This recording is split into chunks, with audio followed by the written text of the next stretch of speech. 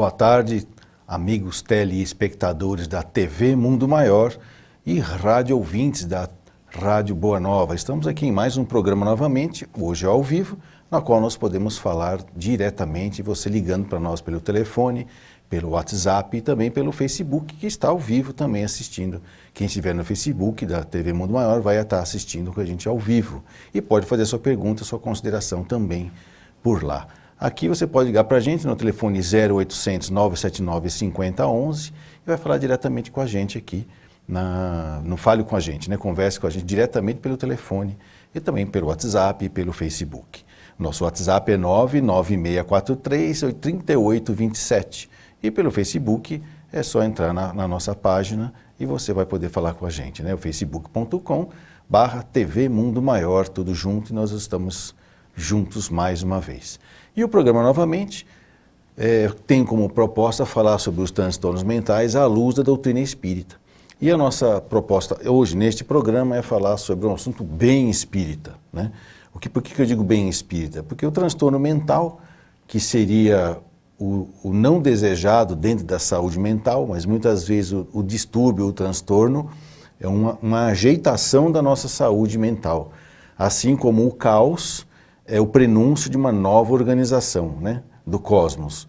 Então, muitas vezes a nossa mente pode nos pregar umas peças, mas ela está tentando se rearranjar de uma maneira mais adequada ou mais evoluída. E o que nós vamos comentar, e por que eu estou dizendo isso? Porque nós temos um aspecto interdisciplinar na saúde mental. Então, como nós já conhecemos, já falei isso várias vezes, mas eu gosto de repetir, nós temos aspectos biológicos, psicológicos, sociais, espirituais e tem a fenomenologia espírita. E é claro que muitas pessoas ainda nos perguntam se o próprio fenômeno espírita é capaz de causar problemas mentais nas pessoas. Sim, é uma das causas, mas todas as vezes que você, como se fosse uma cadeira de 4 pernas, que você quebra uma perna na cadeira, até dá para ficar sentadinho na cadeira em 3 pernas, você fica meio desequilibrado. E se bobear, cai as 3. Mesmo que você vá lá e conserte a perna que quebrou, todas as outras 3, mesmo que não tenham quebrado, vai ficar um pouco afrouxado. E aí nós vamos ter que tratar de tudo ao mesmo tempo. Então, toda vez que você tem algum tipo de transtorno, seja ele físico ou mental, vai estar sempre junto o biológico, o psicológico, o social, o espiritual e também a fenomenologia espírita. E hoje nós vamos falar sobre a contribuição da fenomenologia paranormal na gênese, no entretenimento e no tratamento e cura de alguns transtornos mentais. Lembrando, é claro, que você pode ser um doente mental herdado geneticamente, tipo esquizofrenia, que é uma doença degenerativa, ter problemas psicológicos por causa disso, ter problemas sociais por causa disso, ter problemas espirituais por causa disso, ter problemas espíritas por causa disso. Então, volto a te falar, quando você mexe nesta mandala, nesse conjunto, nesse sistema, que é o nosso aparelho psíquico, todas as outras áreas também vão estar comprometidas. Mas vamos falar hoje especificamente da parte da fenomenologia espírita, né? A gente pode começar a pensar sobre o que mais se fala na doutrina espírita, vamos dizer assim. Ou melhor, qual é a grande contribuição para a doutrina espírita dentro do conhecimento dos transtornos mentais. Cabe aqui um detalhe interessante, que a contribuição da doutrina é muito grande. Tá? É tão grande que no último simpósio, que foi o ano passado, que eu participei, isso foi em setembro, né, que é o Setembro Amarelo, em que nós passamos de um simpósio sobre suicídio na USP, em que várias pessoas foram lá do Brasil todo conversar sobre isso, inclusive o criador do Setembro Amarelo estava lá, que acho que ele é do Rio Grande do Norte, um médico psiquiatra do Rio Grande do Norte, se eu estiver errado que alguém me corrija se é de lá. Ele é um grande psiquiatra brasileiro que foi inspirador de muitas pessoas na minha época. Hoje eu acredito até que ele esteja aposentado, só está trabalhando em seu consultório. Mas ele falou no meio da plateia, fez uma afirmação de que os únicos hospitais psiquiátricos que ainda existem no Brasil são espíritas, né?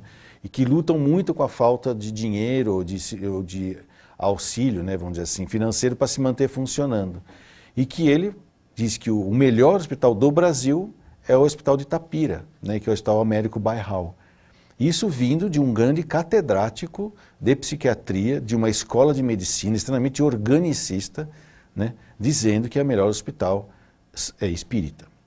E na realidade não é difícil, tá, você ser o melhor hospital. E por que eu estou falando isso? Porque a maioria dos hospitais são espíritas, que se nasceram em cima dessa ideia de que existe algo além, e isso é uma frase que eu estou falando em duplo sentido, né? Existe algo além na nossa vida psíquica, que é o mundo espírita, que influencia a nossa saúde mental. Mas antes de começar a falar nisso, nós temos um ouvinte, né, que é a Maria, lá de Araraquara. Alô, Maria. Alô, doutor. Oi. Tudo bem? Tarde. Tudo bem, Olha, Maria? sabe que eu estou ligando? Sim, pode Pra falar. contar que a primeira vez que eu falei com o senhor, eu estava debaixo de um edredom. Sim. E conversando com o senhor aquele dia, fez com que eu levantasse da cama. Que bom. E então eu agradeço a Deus e toda a equipe, né? Porque tem ajuda espiritual. Essa é a Deus nossa ideia. E a espiritualidade, né, doutor? Sim, a nossa ideia é poder usar a própria tecnologia e a mídia que leva a informação que perturba, né? Usar para ajudar as pessoas, né? Então, hoje estou tomando muito remédio ainda. Tá. Mas eu acredito e confio em Deus que um dia vai diminuir, porque eu fui no fundo do poço. Sabe o que é no fundo do poço, doutor? Entendi. Quando o poço é muito fundo, a corda tem que ser longa e grossa, né? Mas não é. Que é o remédio. Depois a gente vai saindo e vai se tirando a corda da vida da gente, né? Então, o senhor e o meu médico têm me ajudado muito. Que bom. Muito. É muito importante. Esse médico entrou na nossa vida, não foi por acaso também. Entendi. Deus enviou ele para mim, para nós, porque minha filha e meu marido estavam a ponto de enlouquecer aqui dentro de casa. Eu entendo. Entendeu? Quando tem alguém que às vezes adoece em casa, o núcleo familiar fica adoecido, né? Todos adoecem junto. Né? Todos. É verdade, doutor. A menina caçula minha ficou desesperada. A outra que mora no outro lugar não estava junto, mas sofria também. E o marido emagreceu demais da conta. O sofrimento foi muito grande. Eles tinham medo de deixar eu sozinha. Eu fiquei com... como chama, doutor? Oi? Do pânico, é assim que fala? É, síndrome do pânico? Eu fiquei desse jeito. Eu não podia ficar dentro de casa. Sim. Entendeu? Entendi. Agora hoje já estou ficando devagarzinho dentro de casa, estou indo na casa auxiliar, mas não vou trabalhar enquanto eu estiver tomando toda essa medicação. Tá bom. Não é assim, doutor? Você está se fortalecendo ainda, né? Sim, eu preciso disso. Eu não posso entrar numa câmara para dar passe se eu ainda não acho que estou preparada ainda. Sim, né? mas o fato da senhora ir lá, o plano espiritual sempre dá algum proveito para a nossa presença. E sempre tem alguma coisa que a gente pode fazer para ajudar. Então, mesmo que a gente não tenha consciência. Agora, direcionar o passe talvez não seja bom ainda. Né? Não, doutor, não é. Porque eles me cobram muito, sabe? Sim. Você precisa apanhar, você precisa isso. Não é assim, doutor, eu sei que eu não posso ainda. Sim. Aí meu médico falou assim, Maria, desde que você está entrando na casa, encaminhando, pondo os copinhos para purificar, você já está trabalhando. Isso, é. Doutor. Então, é que a gente não auxilia só dando passe e dando passividade para espírito, a gente auxilia até orientando, né? Então, doutor. Até contando aquelas fichinhas quantas pessoas entraram, isso aí é ajudar também, né? Pois é. Meu médico falou isso para mim, mas as pessoas é difícil de entender e compreender, o senhor entendeu? Entendo, É difícil lidar com o ser humano, é muito difícil. Eu vejo aqui em casa como é difícil lidar com o ser humano. Agora você vai nas casas, cada um dá uma ideia. Não é assim? Sim. Por isso que quando alguém adoece e a família adoece junto, é um grande momento de as pessoas reverem seus hábitos, né? Seus sentimentos e seus pensamentos, né? Todo mundo que adoece junto também cresce junto, né? Cresce junto, concordo plenamente com o doutor. Pois é. O senhor não vai pelo amor, o senhor vai pela dor. Minha filha, a que mora comigo, não fazia um arroz, não fazia um feijão, não fazia nada. Na doença, eu debaixo do edredom, aprendeu a fazer tudo. Pois é. Não é assim, doutor? Pois é, você vê, então, a senhora adoeceu e os outros lá sararam. vê? Pois é. Olha, doutor, olha, eu estou ansiosa para falar com o senhor, mas tão ansiosa que o senhor nem imagina. Seja bem-vindo, obrigado pelo seu carinho. Eu desejo um bom ano para o senhor e toda a família e toda a equipe do Mundo Maior. Para todos nós aqui, a gente agradece, viu? Um abraço. Até mais, um abraço para todo mundo de Araraquara. Tchau. Então, essa é uma história, né? Vamos dizer assim, que muitas vezes a gente... Tem até uma historinha interessante que o pessoal às vezes comenta, que fala, o cara falou assim, eu ganhei um cavalo. Aí eu falo, nossa, é ruim, é bom isso? Eu falei, não, é ruim, porque agora eu posso cair e quebrar a perna.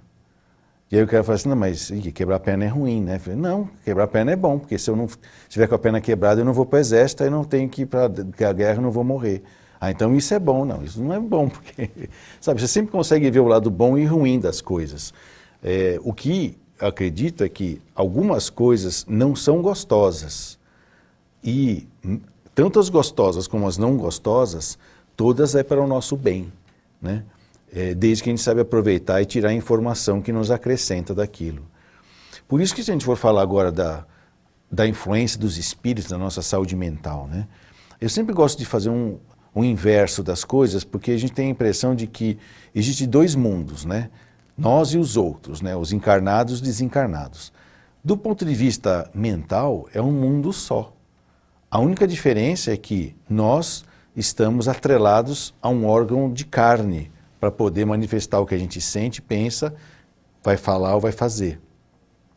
O mundo espiritual não precisa da carne para isso, então ele tem outras maneiras de expressar, né, e captar as ideias e os sentimentos das pessoas. O nosso cérebro, como a gente pode ver lá, o mecanismo da mediunidade, um dos livros do André Luiz, psicografado pelo Chico, né? Ele fala muito sobre uma comparação do nosso cérebro e como se fosse um aparelho. Ele é um gerador de energia, um emissor e um captador, um receptor de ondas eletromagnéticas, tudo ao mesmo tempo. E que, em função disso, a gente consegue, dentro de um certo treinamento, captar um certo grau, um certo nível de vibrações ou de ondas que são eletromagnéticas. Por isso que quem tem mediunidade tem um cérebro que predispõe a perceber ondas de um outro nível, né? Mas que todos nós somos suscetíveis de sermos impressionados de maneira consciente ou inconsciente, de maneira direta ou indireta, por todas as ondas eletromagnéticas que nos envolvem, né? E aí a gente fica imaginando como pode ser um processo obsessivo invertido, né? Primeiro vamos entender o que é um processo obsessivo. A primeira vez que a gente ouviu falar sobre processos obsessivos causando transtorno mental foi pela própria doutrina espírita, especificamente lá no livro dos médiuns, né?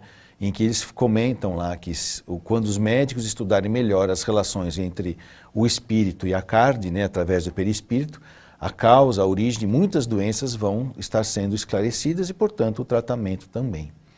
E uma delas é o transtorno mental. Agora, quem fez um estudo bem pormenorizado, mostrando como que isso funciona, não foi o Kardec, foi um médico brasileiro, que todos nós conhecemos como o Dr. Adolfo Bezerra de Menezes Cavalcante, né, o nome dele, né, que viveu aqui no Brasil, mais ou menos na mesma época que o Kardec vivia lá na França.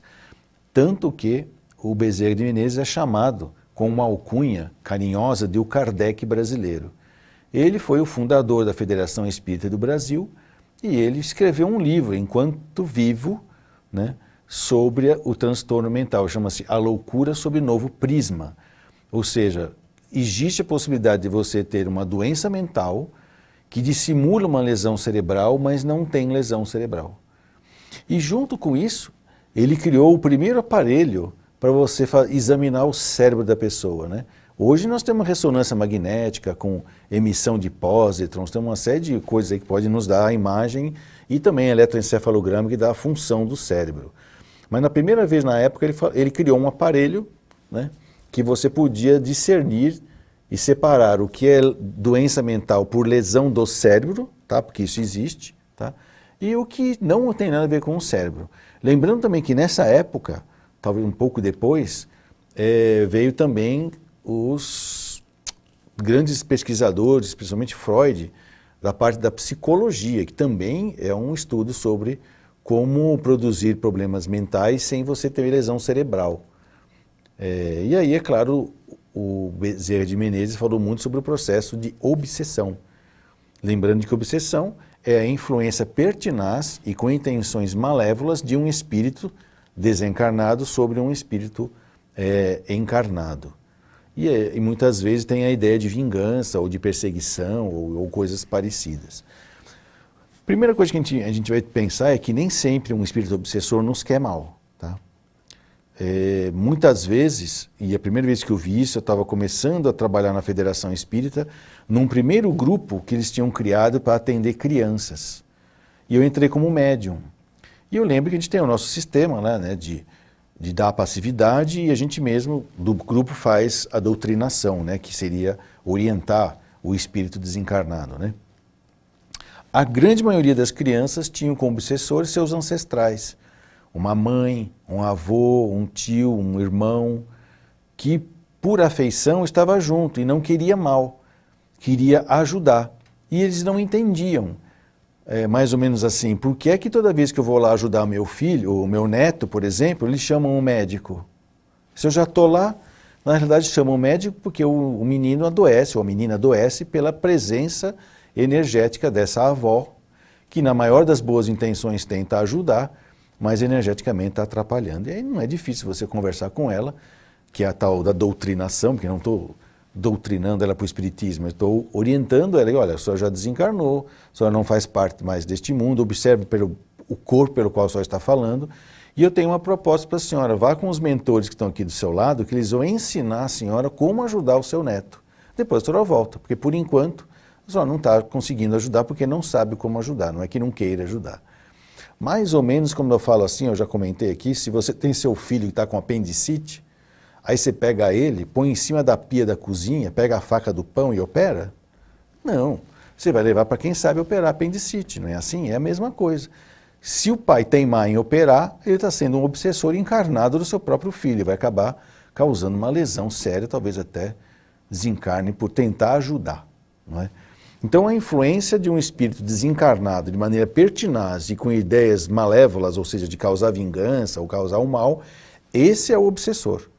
Porém, nem sempre quem está conosco tem a ideia de nos causar mal, às vezes tem até a ideia de nos causar o bem, mas inconscientemente ele influencia negativamente os nossos sentimentos, os nossos pensamentos, às vezes as nossas palavras e ações, trazendo um desconforto, muitas vezes emocional, que pode acabar degenerando para um transtorno mental, que quando vai parar no médico, muitas vezes as pessoas não conseguem identificar qual é o diagnóstico, em função de não ser de origem orgânica, nem de origem psicológica e nem de origem psicossocial, e sim de origem espírita, não estou nem falando de espiritual, de origem espírita. Tá?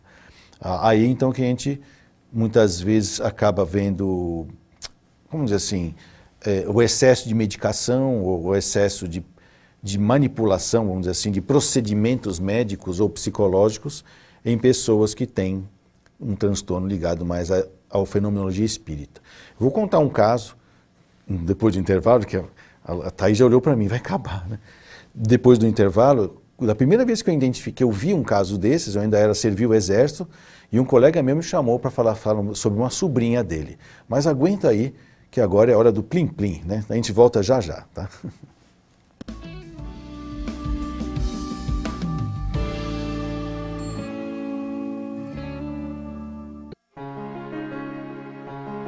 Nós convidamos você a pensar sobre duas frases que se encontram no Evangelho.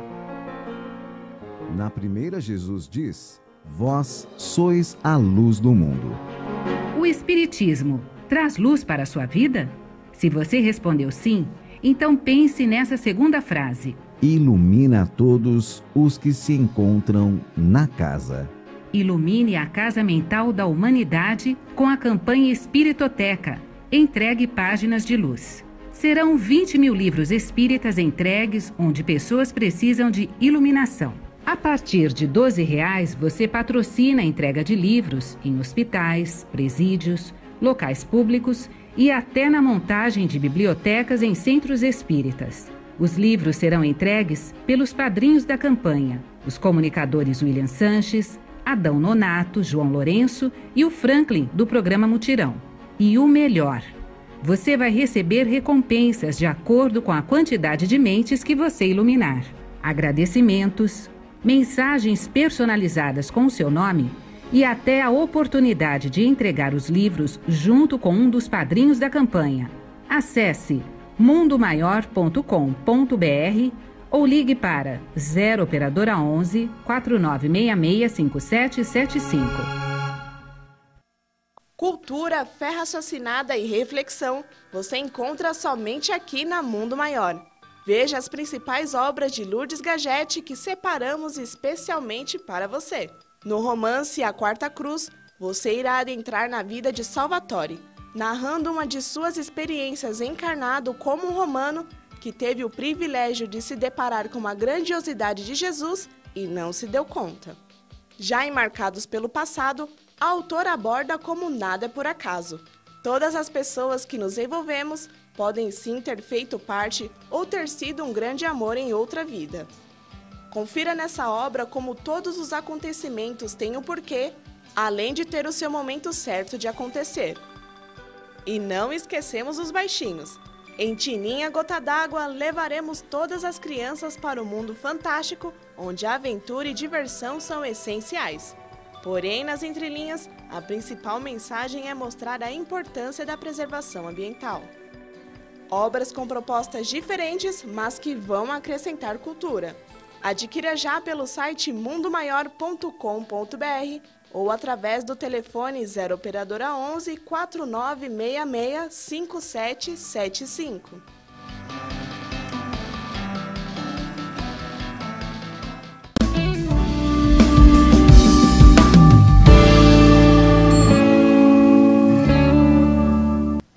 Novamente no ar, estamos aqui num programa em que nós vamos falar sobre os transtornos mentais à luz da doutrina espírita, e hoje estamos falando especificamente nos outros programas, vamos falar um pouquinho mais sobre a fenomenologia paranormal, o espiritismo propriamente dito, e a contribuição que a doutrina tem, volto a falar, na gênese, ou seja, causando transtorno mental, no tratamento e também às vezes na manutenção da doença, que às vezes a fenomenologia mantém a doença, né?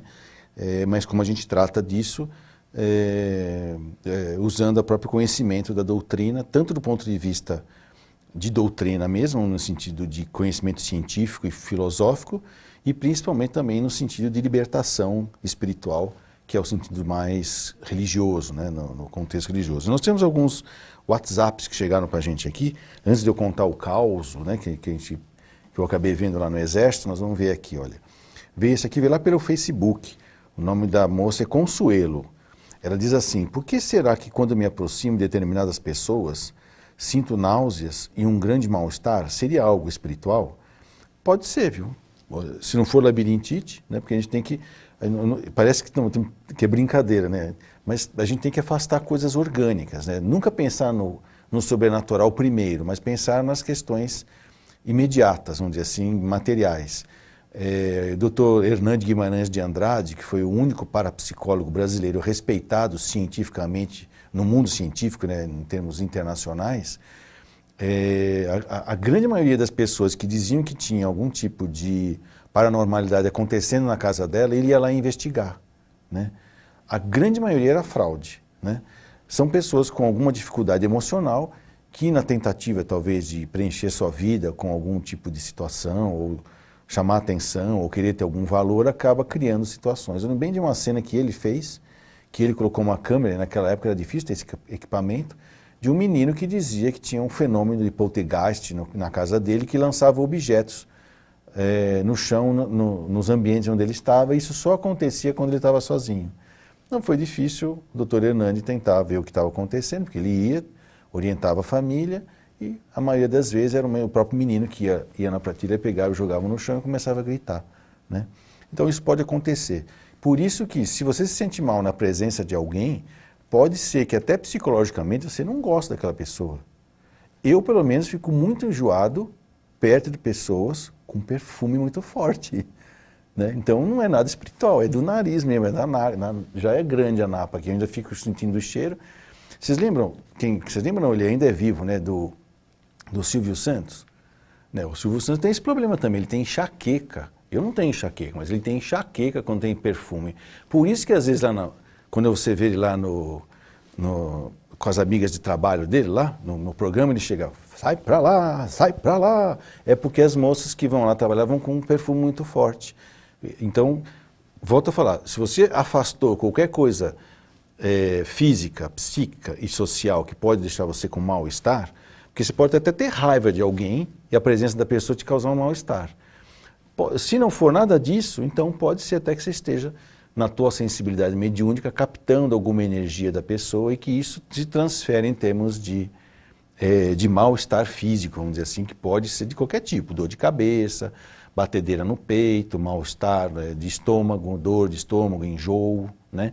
Fraqueza, uma sensação de peso, aí as pessoas vão identificando de acordo com a sua experiência, com a sua possibilidade de percepção. Então eu espero ter orientado aí a Consuelo, né? Uma outra pergunta que veio pelo WhatsApp é de Larúbia, lá de Mato Grosso. Eu conheço ele, né? Eu não estou lembrado do seu primeiro nome, você colocou só o sobrenome aqui, mas eu sei quem é você, né? Ele diz assim, boa tarde, doutor João, meu filho foi diagnosticado com acho que eu estou confundido, esse Larúbia que eu conheço não é de Mato Grosso, é de Brasília, né? É por ali, né? Centro-Oeste, mas tudo bem, Larúbia, um dia eu vou conhecê-lo. Boa tarde, doutor João, meu filho foi diagnosticado com um tipo de epilepsia. Ele dormindo, ele bate palmas, dá risadas e às vezes até acordado. Ele parece sair do ar e começa a bater palmas, jogar beijos e daí alguns minutos ele volta ao normal. E isto prejudica muito ele socialmente no trabalho. Ele usa o remédio de pacote. Muita saúde e paz para você. Então, olha, o correlato orgânico da mediunidade é a epilepsia. Tanto que o doutor... Nossa, esqueci o nome dele, nosso professor lá da residência médica, ele sempre falava que a maioria das doenças, o correlato é epilético, inclusive a esquizofrenia.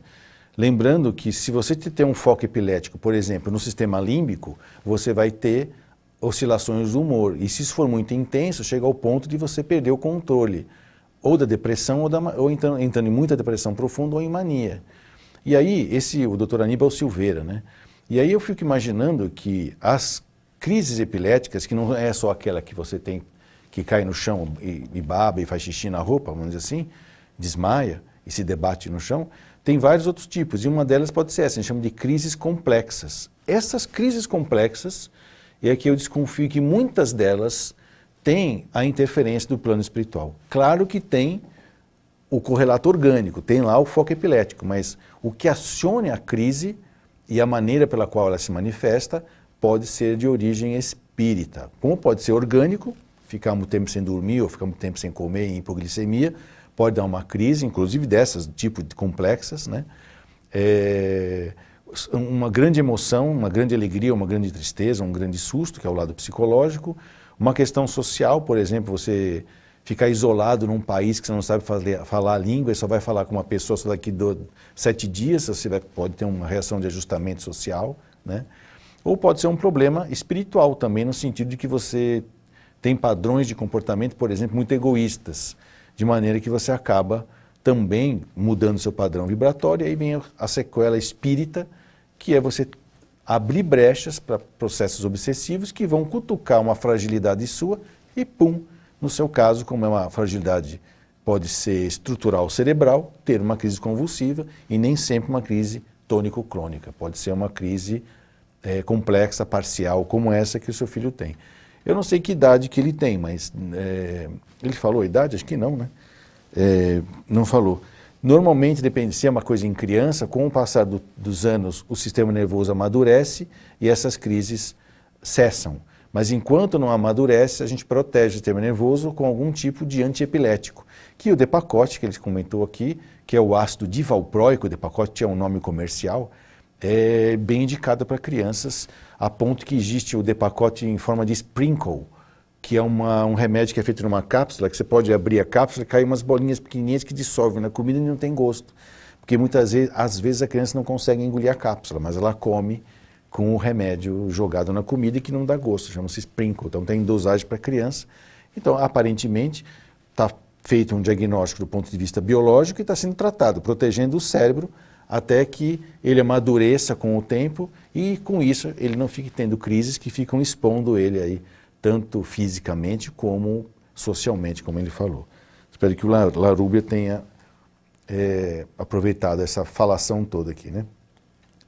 E pelo Facebook também o José Carlos diz assim: doutor, em um tratamento psicoterapêutico podemos aferir se estamos com alguma disfunção mental ou se trata de obsessão? Eu acho que se o psicólogo tem conhecimento da doutrina espírita, ele pode ver alguns sinais. Mas ele não vai lá receber espírito, ver espírito. Porque às vezes as pessoas vão no meu consultório e perguntam: doutor, eu vim aqui porque o senhor é médico espírita. Eu falei: olha, eu sou médico e espírita. Porque essa especialidade médica, médico e espírita, não existe. Tá? Então, eu sou espírita, mas então aqui o senhor está... Esses dias me perguntaram: o senhor olhou de lado um dia na minha consulta, estava entrando algum espírito na sala? Eu falei: não, eu estava olhando de lado porque eu estava pensando em alguma coisa sobre a sua doença ou sobre o seu diagnóstico.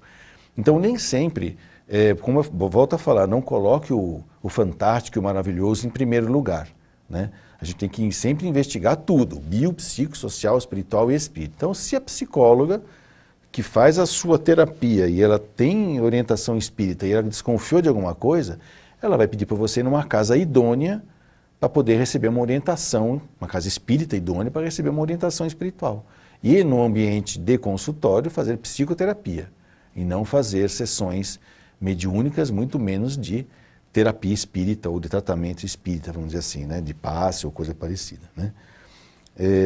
Pelo Facebook também, Guiomar diz o seguinte: como é o nome do parapsicólogo?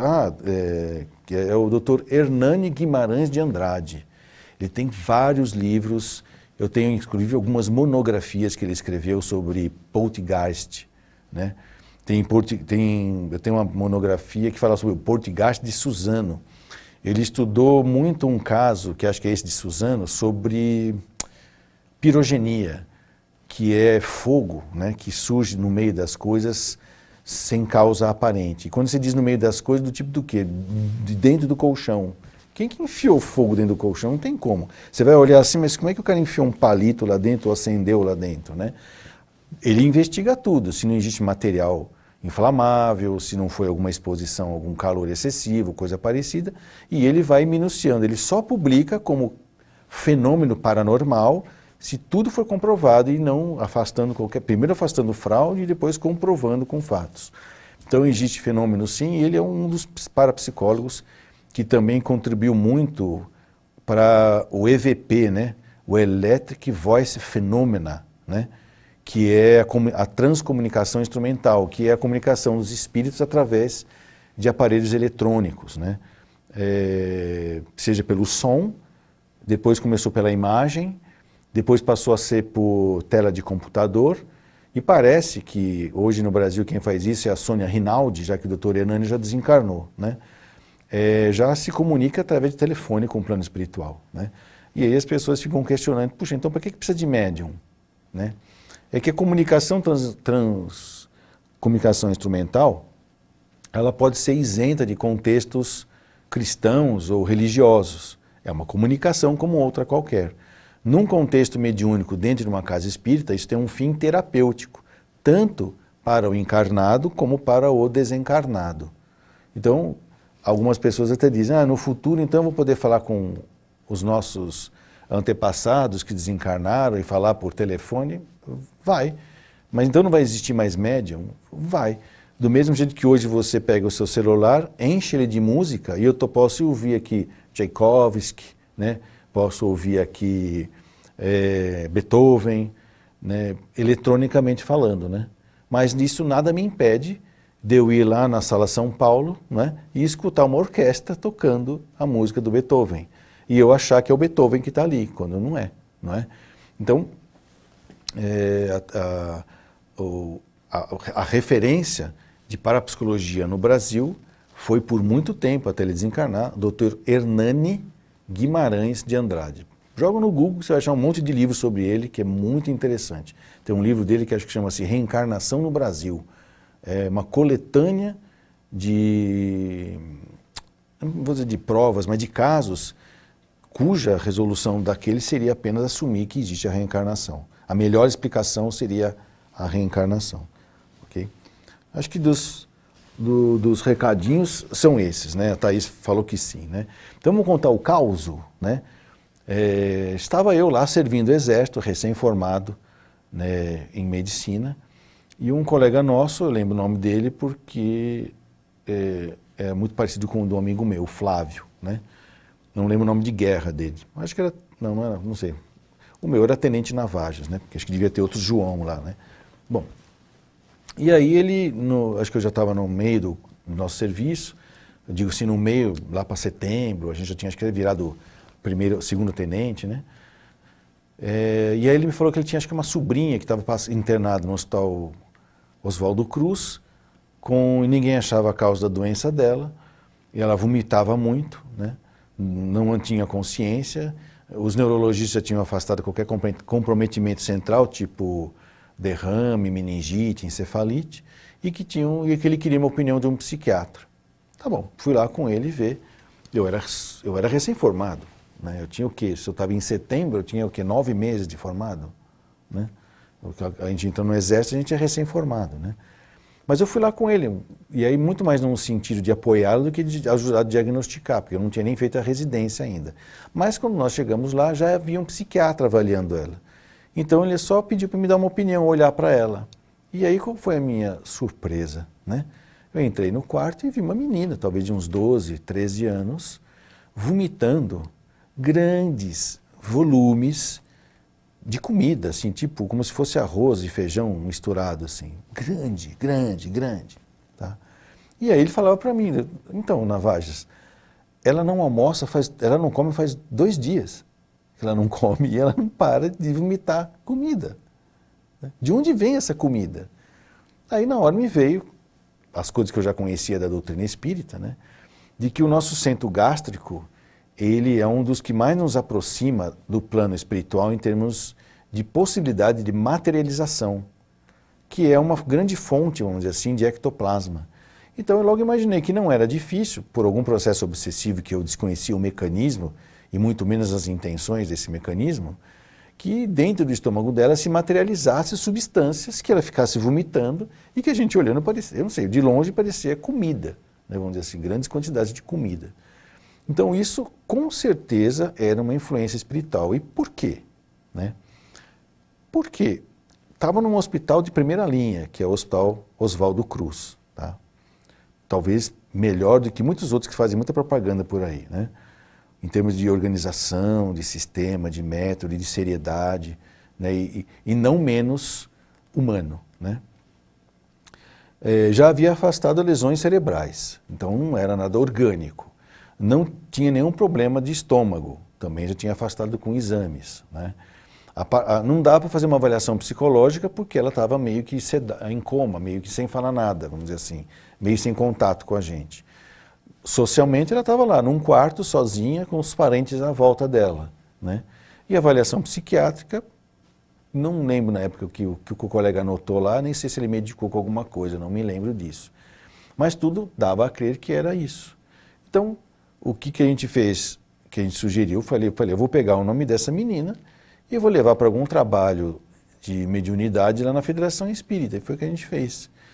Aparentemente, ela ainda demorou bastante para melhorar, mas depois eu fiquei sabendo que ela recuperou bem e que ela não tinha diagnóstico psiquiátrico e neurológico nenhum. A família continuou levando ela em casas espíritas, que depois eu perdi o contato e ela acabou evoluindo bem, vamos dizer assim, né? Então, há casos em que a gente não tem dúvida, tá?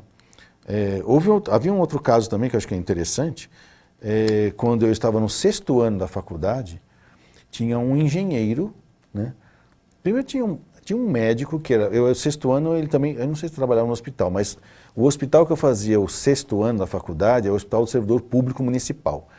E ele ficava muito próximo, né? Ali naquele viaduto, esqueci o nome daquele viaduto, que fica em frente à estação Vergueira do metrô. Se você descer na Vergueira, você vai na Rua Maestro Cardim.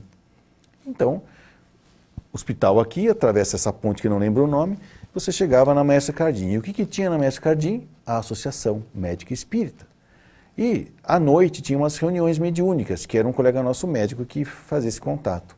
E tinha um engenheiro, né, que estava lá, porque ele estava sendo já quase internado como doente mental, porque do nada, no meio da obra, no meio dos trabalhos lá do escritório dele, em cima da prancheta dele, ele começava a bater na prancheta, como se fosse um tambor de tribo indígena, né, silvícolas, né, falar tupi-guarani, coisa que ele não tinha ligação nenhuma com essa língua, né, e ter trejeitos e falar como índio, né. E aí ele voltava daquilo, não lembrava nada do que tinha acontecido, ficava até muito envergonhado, porque, imagine, os arquitetos, seus outros colegas vendo você fazendo papel de índio, né, vamos dizer assim, quando você não é índio, né. E aí ele foi ter com a Associação Médica Espírita, e a gente lembra até que foi na casa dele, fomos fazer um trabalho na casa dele, e esse médico, que não é o nome dele, dava lá, fazia as orientações dele lá, até que ele acabou percebendo que ele tinha que buscar se orientar a respeito da mediunidade e que provavelmente ele teria alguma ligação com a Umbanda, e a última vez que eu vi falando sobre isso, que ele tinha realmente assumido o curso, estava fazendo um curso, que existe uma universidade de Umbanda, né? Ele foi fazer esse curso, aprendeu como lidar com a mediunidade, então o índio, vamos dizer assim, aparecia só na hora certa, no local certo, para os trabalhos mediúnicos dele. Ou seja, alguém de nível intelectual alto, engenheiro formado pela Politécnica, que poderia ser internado como um surto psicótico paranoide ou alucinatório, esquizofrênico, ou seja lá o que for, e não foi, né? Não era nada disso, e ele acabou se recuperando. Tem alguém na linha? Eu estou ouvindo um copo enchendo, não é isso? De água. Mas tudo bem, você está ouvindo também, né, Thaís? Então não é coisa do além, é coisa do aquém, né? Nós estamos presentes aqui ouvindo alguma coisa de fundo aí. E o que nós vamos continuar falando, vamos dizer assim, na semana que vem, hoje já se faltam só 2 minutos, é isso, Cláudia? Só 2 minutos, é sobre isso, tá? Sobre a coisa bem espírita da doença mental. Fenômenos outros que eu pude presenciar e que eu percebi que não era doença mental. Alguns pacientes lá em Franco da Rocha, no Hospital do Juqueri, que a gente observava isso. No próprio Hospital Bezerra de Menezes, em São Bernardo, onde eu trabalhei alguns anos lá, né? No antigo João Evangelista também a gente percebia certas coisas. E na própria Federação Espírita, onde a gente recebe pessoas que têm transtorno mental, e que muitas vezes esse transtorno se manifesta lá dentro, né? E a gente vai observar que não é transtorno mental coisa nenhuma. É apenas uma manifestação mediúnica, vamos dizer assim, né? E que, diante de pessoas que não conhecem isso, causa uma estranheza tão grande que as pessoas começam a achar que você é meio maluco, né? Então, a contribuição da doutrina está em saber que existe uma causa que não é material e nem psicológica do transtorno mental, e que essa causa, por ser de origem espírita, energética e também de cunho religioso, espiritual, vamos dizer assim, requer um tratamento específico. E vou lembrar, para deixar para a gente poder falar na semana que vem, de que, mesmo que o transtorno mental tenha começado pelo lado espírita e espiritual, se você não tratar a tempo disso, vai alterando o comportamento de uma maneira que não dá para voltar mais, e mais cedo vai alterando o cérebro. Então, alguns transtornos mentais de origem espiritual, se não forem cuidados de maneira adequada e em tempo, pode acabar deixando lesões cerebrais. E aí, mesmo que o processo obsessivo cesse, vai ficar uma certa sequela neurológica, seja ela estrutural ou funcional no cérebro, que vai alterar as relações humanas do portador desse processo, né? Então nós agradecemos a Deus pela oportunidade da palavra, da participação de todos vocês que estiveram junto conosco nesta tarde e que possamos na semana que vem estar novamente juntos no programa novamente. Até lá.